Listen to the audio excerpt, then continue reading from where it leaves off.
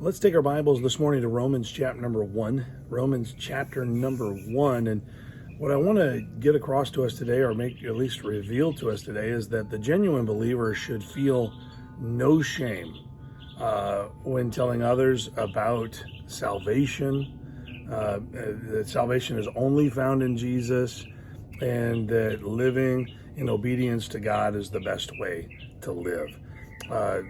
The Apostle Paul in Romans chapter 1 gives us that push, that encouragement to keep things straight in our minds, that Jesus is the best thing that has ever happened to us. We're never ashamed to tell people about the best things that happen to us. The reason why we feel shame about Jesus is because not everyone agrees that Jesus is the best thing that can happen to you.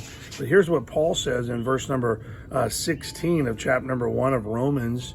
He says, "For I am not ashamed of the gospel of Christ, for it is the power of God unto salvation to everyone that believeth, to the Jew first and also to the Greek."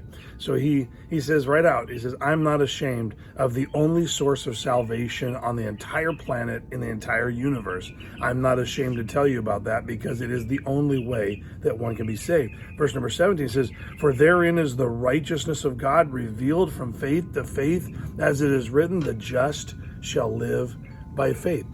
See, this is the one thing in our lives where we have to actually announce that, or not be ashamed that we're walking by faith. We live by faith in so many other things. We live by faith the brakes are going to work on the car. We sit down in chairs as if we tested them before sitting down, but we've never even sat in that chair before. We just assume that a chair is going to hold us. We assume the car is going to stop. We assume that the airplane is going to land safely. We assume that there's not going to be a rogue wave. We assume all these things. By faith, we just live our lives day in and day out in things that are not guaranteed. But Jesus is the guaranteed only way of salvation. And so Paul says, don't be ashamed. So I got to say this to you. If we're not going to be ashamed about it, then we got to speak about it, because we speak about the things that we are not ashamed of.